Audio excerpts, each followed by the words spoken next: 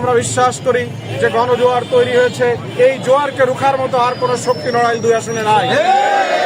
সম্মানিত সাংবাদিক বন্ধুগণ, সম্মানিত নড়াইলবাসী, আসসালামু আলাইকুম ওয়া রাহমাতুল্লাহ। মুসলিম ভাই বোনদের প্রতি আমার আন্তরিক শুভেচ্ছা অভিনন্দন। আপনারা জানেন যে আমি বাংলাদেশ জামাত ইসলামের পক্ষ থেকে নড়াইল-2 আসনে নমিনেশন পাওয়ার পর থেকেই আমার কার্যক্রম আমি শুরু করেছি এবং নড়াইল-2 আসন যেটা লোহাগাড়া উপজেলা নড়াইল সদরের আংশিক, এই এলাকার সকল বাজার, সকল হাট ঘাট মোড় সব জায়গায় ইতিমধ্যে আমার গণসংযোগ শেষ হয়েছে।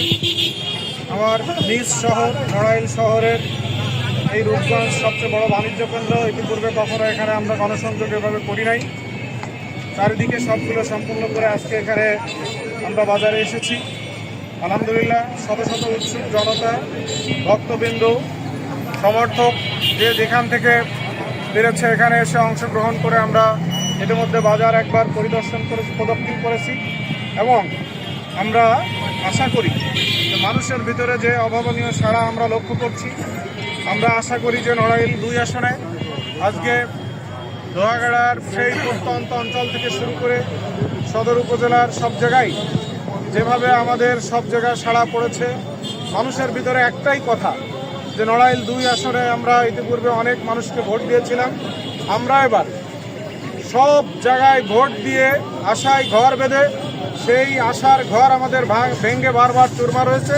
আমরা এবার ভিন্ন একটা কিছু দেখতে চাই এবং জামাতকে আগামী নির্বাচনে আমরা জয়ী করতে চাই। সবার বক্তব্য একটা,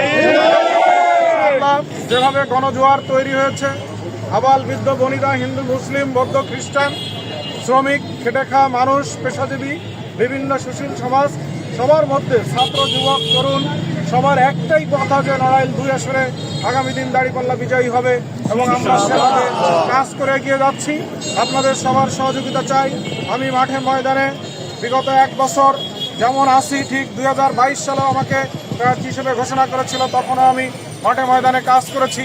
আমার উপরে হামলা হয়েছে, আমার উপরে জুলুম হয়েছে, মামলা হয়েছে, আমাকে নির্যাতন করা হয়েছে, রক্তাক্ত করা হয়েছে, সরাসরি আমার উপরে হামলা করা হয়েছিল।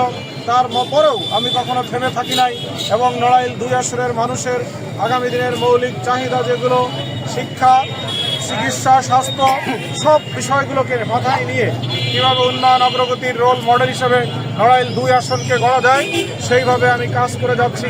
আমি আপনাদের সবার সার্বিক সহযোগিতা কামনা করি এবং আমরা বিশ্বাস করি যে গণজোয়ার তৈরি হয়েছে। এই জোয়ারকে রুখার মতো আর কোনো শক্তি নড়াইল-2 আসনে নাই। এদেরকে কবুল করুন। আপনাদের সকলকে ধন্যবাদ।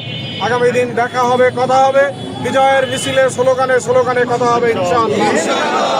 আসসালামু আলাইকুম ওয়া রাহমাতুল্লাহ।